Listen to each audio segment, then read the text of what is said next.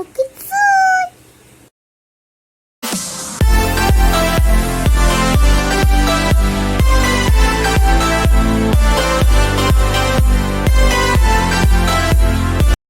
ஒரு ஊரில் மிதுன் என்ற சிறுவன் இருந்தான்.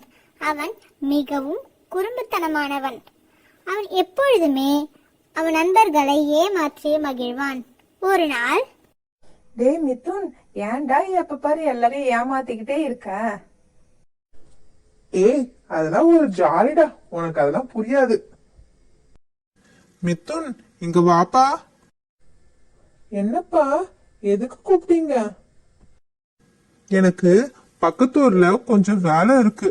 நான் வர 10 நாள் ஆகும். நீதான் நம்ம பண்ணைய பத்திரமா பாத்துக்கணும், சரியா?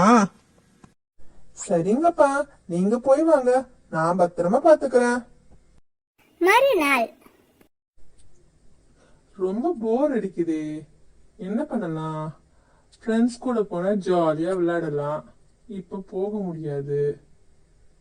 சரி, இங்க இருக்கிறவங்கள யாரையாச்சும் ஏமாத்தி அது ஜாலியா இருக்கலாம். யானை வருது, யானை வருது, யாராச்சும் வாங்க. ஏய், அந்த பையன் கத்துற சத்தம் கேக்குது. யானை வந்திருக்கான், வாங்க என்னன்னு போய் பாப்போம். சீக்கிரம் வாங்க.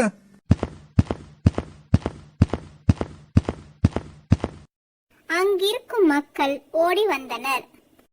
தம்பி, யானை வந்திருக்குன்னு சத்தம் போட்டேன், எங்கப்பா யானை, எங்க? அது நான் சும்மாதான் சொன்னேன், நல்லா ஏமாந்தீங்களா? இந்த பையனுக்கு கொழுப்ப பாரு, நாங்களாம் பயந்து ஓடி வந்தா சும்மா சொன்னலாமே.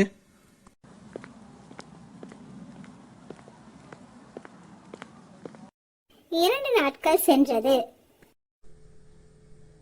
இன்னைக்கும் அவங்களை எப்படியாச்சும் ஏமாத்தணுமே, என்ன பண்ணலாம்? ஐயோ, ஓனாய் வந்திருக்கு, காப்பாத்துங்க காப்பாத்துங்க, ஓனாய் வந்திருக்கு. ஓனாய் வந்திருக்கான்ப்பா, அந்த தம்பி வர தனியா இருக்கான், வாங்க போய் பாப்போம்.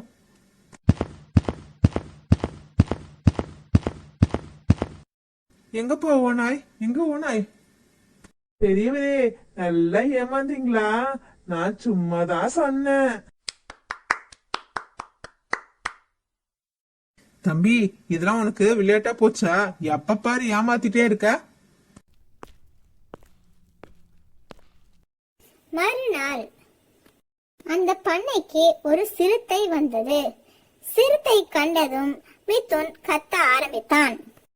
சிறுத்தை, சிறுத்தை, யாராச்சும் வாங்க, காப்பாத்துங்க காப்பாத்துங்க, ஐயோ சிறுத்தை.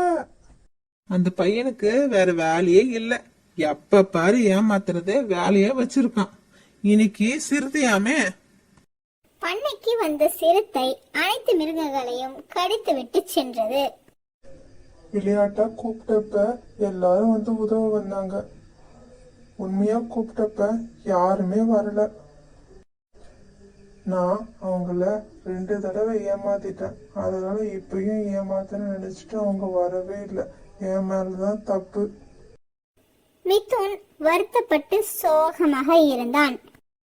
ஆனால் இந்த சமயம் அவனுக்கு உதவ யாரும் முன் வரவில்லை.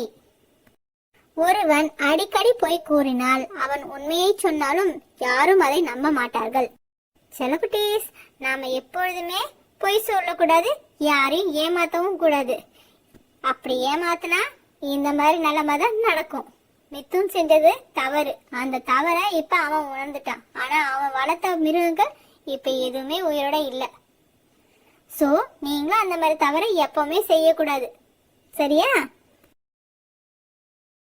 Thanks for watching. Like, comment